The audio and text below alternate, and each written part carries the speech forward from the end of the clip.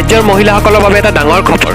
ৰাজ্যৰ ২৬ লাখ মহিলাৰ ঋণ মাফ হ'বলৈ গৈ আছে, কিয়নো ৰাজ্য চৰকাৰে মাইক্ৰ' ফাইনেন্স আৰু বন্ধন বেংকৰ ঋণ মাফ কৰিবলৈ আজিৰে পৰা আৰম্ভ কৰিব প্ৰক্ৰিয়া। যোৱাকালি অসম চৰকাৰৰ মাইক্ৰ' ফাইনেন্স আৰু স্মল ফাইনেন্স বেংকসমূহৰ লগত MOU চুক্তিত স্বাক্ষৰ কৰে।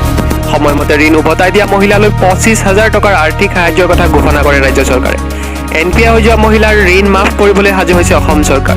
আবেদন পত্ৰ দিয়া হ'ব, কেনেকৈ আবেদন কৰিব আৰু ক'ত পাব আবেদন পত্ৰ অহাৰ লগে লগেই সবিশেষ আপোনালোকক জনাই দিয়া হ'ব। তাৰ বাবে আমাৰ লগত থাকিব, আমাৰ চেনেলটো ছাবস্ক্ৰাইব কৰি থ'ব। আজি অসম চৰকাৰে ৰাজ্যৰ বিভিন্ন বেংক, স্মল বেংকছ আৰু মাইক্ৰ' ফাইনেন্স ইনষ্টিটিউশ্যনসমূহৰ লগত এখন বুজাবুজিৰ চুক্তি স্বাক্ষৰ কৰে। সেই বুজাবুজিৰ চুক্তি অনুসৰি যিসকল আই মাতৃ বাইদেউ ভনীয়ে মাইক্ৰ' ফাইনেন্সত লোন লৈ নিয়মিতভাৱে লোন উভতাই দি আছিলে ৩১ মাৰ্চ পৰ্যন্ত, তেনে ১১ লাখ মহিলাক উদগনি হিচাপে আমি ২৫,০০০ টকা পৰ্যন্ত তেওঁলোকক আমি পুঁজি তেওঁলোকলৈ হস্তান্তৰ কৰিম।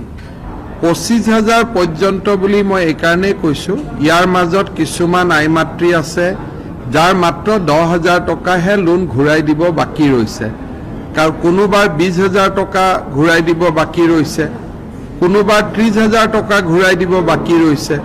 গতিকে ২৫,০০০ টকা পৰ্যন্ত তেওঁলোকে ৰাজ্য চৰকাৰৰ পৰা উভতাই পাব।